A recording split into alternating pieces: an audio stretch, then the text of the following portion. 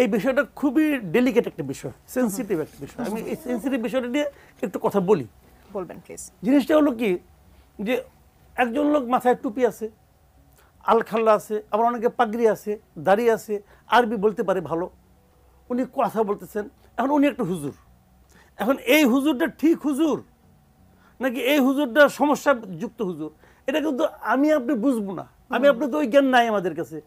আচ্ছা, আবার এই হুজুরা কিন্তু পরস্পরকে কাফেরও বলে। এই যে মিজানুর রহমান আজহারি একজন আছেন, খুব বিখ্যাত, কিন্তু টেলিভিশন খুললে ইউটিউব খুললে ওনাকে পাওয়া যায়।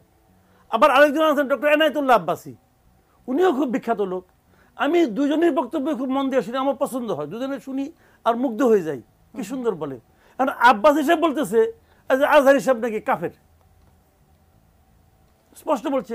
এখন আমার কথা হলো কি, ভাই দুইটাই তো সত্য হইতে পারে না, হয় আব্বাসী ঠিক নাহলে আজহারি ঠিক। কারণ আমি যেমন কই, আমি কি আজহারিটা শুনে আমি কি কাফের দ্বারা প্রভাবিত হচ্ছি, নাকি আমি আব্বাসী সাহেবটা শুনে কাফের হাত থেকে মুক্ত থাকতেছি? এখন যে কথাটা আব্বাসী সাহেব বলছে, ওই কথাটা যদি আমি মাসুদ কামাল বলতাম, তাহলে এতক্ষণে কি আপনি এখানে বসে আলাপ করতে পারতাম? হয় হাসপাতালে থাকতাম, নাহলে কবরে থাকতাম। হিসাবটা খেয়াল করেন আপনি। এখন তাহলে এখন কোনটা ঠিক হবে? অথচ রাষ্ট্রের ক্ষমতাও নাই এই দুজনে কেউ কোনো একজনকে প্রশ্ন করে যে তোমার কথা ঠিক কি মিথ্যা আমাকে বলো। এই রাষ্ট্রের ক্ষমতা নাই, এটা নাই কেন? তাহলে আমার অথরিটিটা কে? আমি কার কথা শুনবো? আমি কার কথা মানবো? রাষ্ট্র কেন দুইটা পরস্পর বিরোধী বক্তব্যকে সমান তালে চলতে দিচ্ছে? আমাকে দিবে? আপনি শুরুতে যেমন বলেন ডেলিকেট, আসলে এই বিষয়টা এতটা সেনসিটিভ, আমি এটা সামনে বললেন। জি, এটা শেষ করি আমি মনে করি রাষ্ট্রের উচিত, একটা ইসলামিক ফাউন্ডেশন আছে না, এর কামটা কি? বই বেচা? এরা তো বই বেচে গেলে আর কোনো কাম করে না। আর বাইতুল মুকাররমের পাশে বসে বসে খাওয়া দাওয়া করে, আর মাঝে মাঝে চাঁদ দেখে বছরে 2 বার। এছাড়া কোনো কাজ আছে বলে আমি যাই না।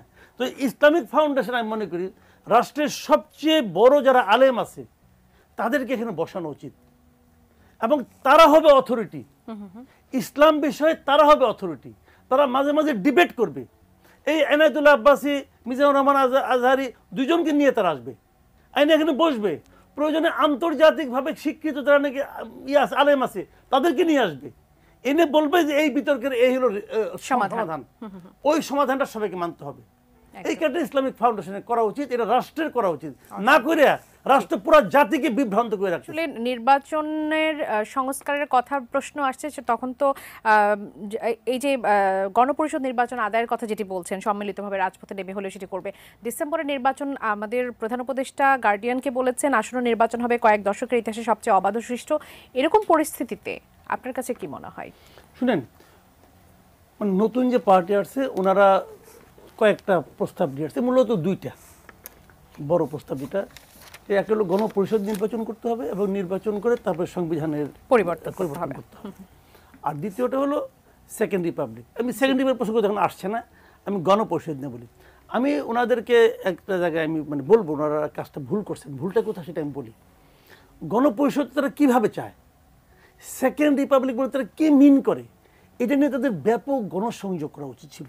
আচ্ছা, এবং মানুষকে অ্যাওয়ার না করেই, মানুষকে এ ব্যাপারে সচেতন না করে তারা দাবিটাকে সামনে নিয়ে আসছে। যেমন স্টিল আমি এখনো জানি না তারা কি ধরনের গণপরিষদ চাচ্ছে।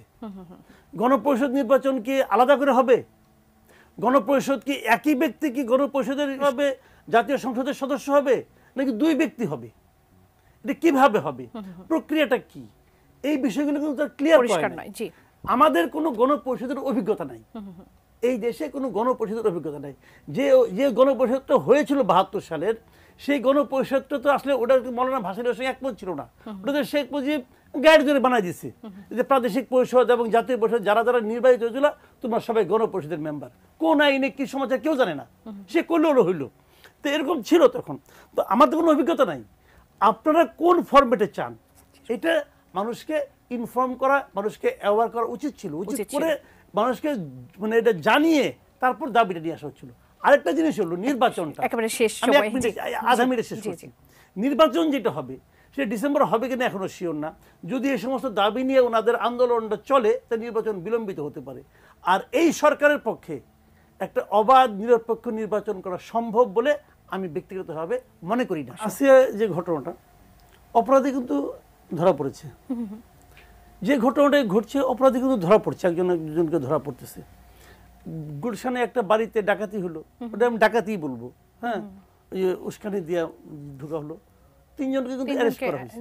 প্রতিটা ঘটনা কিন্তু অ্যারেস্ট হয়েছে। আমি কিন্তু এটাকে খারাপ বলছি না, এটা হয়তো পলিটিক্যাল গভর্নমেন্ট থাকলে তো, আওয়ামী লীগ গভর্নমেন্ট থাকলে তো অ্যারেস্টই হতো না, হয়তো এমপি সাহেবের শালা অথবা এমপি সাহেবের শালার ভাই কিছু একটা হবে, শালার ভাই তো শালাই হয়, আচ্ছা ঠিক আছে, তো ওইটা হয়তো একদিন হইতো না, অ্যারেস্ট কিন্তু হইতো না, কিন্তু এখানে কিন্তু অ্যারেস্ট হয়ে যাচ্ছে, এটা একটা পজিটিভ দিক।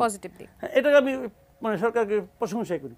সমস্যাটা কোথায় আমি বলি, সমস্যাটা হলো সরকার তাৎক্ষণিকভাবে অ্যাকশনটা নিতে পারছে না। আচ্ছা, সরকারের আচরণের মধ্যে এমন কিছু আছে যেটা দেখে অপরাধীরা মনে করছে যে এটা করা যায়, পার পেয়ে যাবে, এটা করা যায়, 2-1 ধরা পড়বে। কিন্তু আমি এক্সাম্পল দিয়ে বলি আপনাকে, শাহবাগের যে ঘটনাটা ঘটলো, ভার্সিটির একটা স্টুডেন্টের সঙ্গে যে ঘটনাটা ঘটলো, ওড়নাকে পড়াকে কেন্দ্র করে, তো এখন এই ঘটনা ঘটার পর সেই ছেলেটাকে গ্রেপ্তার করা হলো, পুলিশ নিয়ে আসলো।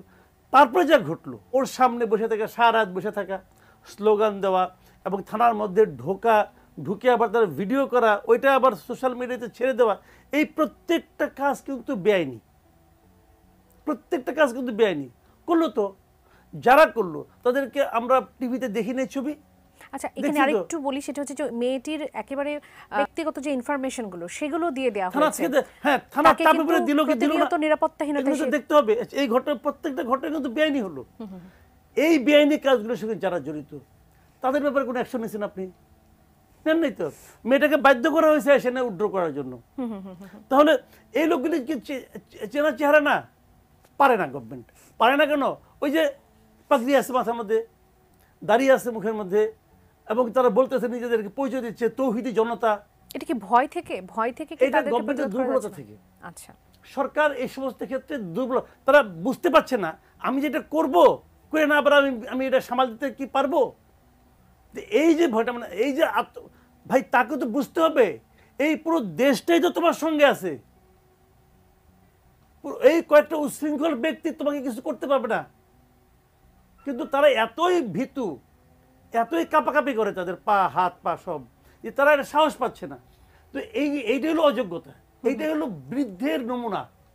আমি যে বারবার শব্দ রচন বৃদ্ধ কিন্তু খালি শারীরিক বৃদ্ধ কথা বলছি না, এটা মানসিকভাবেও বৃদ্ধ, মানসিকভাবেও অথর্ব হয়ে গেছে। আপনি একদল অথর্ব লোক দিয়ে বসাইছেন রে ভাই, কথা পরিষ্কার।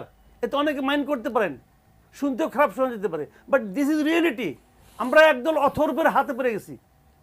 এরা কিছু বোঝেও না, আবার মানবই মানাস অনেক কিন্তু খুব করে, মন খারাপ করে। হ্যাঁ, আমাকে এটা বললো, আমি তো জানি, আমার কাছে অনেকে বলে তো ভাই, হ্যাঁ এরকম ভাই বলেন আপনি, ঘটনা সত্য। এদের উপরে ধরতেন। যে ঘটনাটা গুলশানে ঘটলো তো 3 জন লোককে ধরছেন আপনি। ওই বাড়ি বিল্ডিং এর আপনার দরজা ভাঙতে 100 জন লোক গেছে, তারা বলে, ধরলাম 60 জন গেছে। আপনি যদি সবগুলি টেলিভিশনে ভিডিও ফুটেজ চেক করেন, আপনি দেখবেন প্রত্যেকটা লোককে আপনি আলাদা আলাদা আইডেন্টিফাই করতে পারবেন। সবগুলোকে আপনার ধরা উচিত। কেন ধরা উচিত? উস্কানি দিয়েছে 3 জন বলছেন, ভালো কথা। সেই উস্কানিতে ওরা পা দিল কেন? তার মানে ওদের মধ্যেও কিন্তু এক ধরনের আইন ভাঙার অথবা এক ধরনের লুটপাট করার আকাঙ্ক্ষা কাজ করে। ওদের আপনি সবগুলিকে ধরেন, এরপর দেখবেন যে আর কেউ উস্কানি দিলেও কেউ যাবে না। এখন ওরা মনে করছে কি, যে উস্কানি দিবে তারে ধরবে, আমারে তো ধরবে না, যাই আমি একটু বীরত্ব দেখে আসি, অথবা যদি যে কিছু একটা থাবা দিয়ে কিছু টানতে পারি। যেহেতু তাদের ধরা হবে না, এই কনফিডেন্সটা তাদের কাজ করছে, এই জন্য কি ইন্সপায়ার হচ্ছে পরবর্তীতে। অবশ্যই এই ঘটনা তো ঘটতেছে। কোন ঘটনায় ধরা হয়েছে বলেন তো আপনি?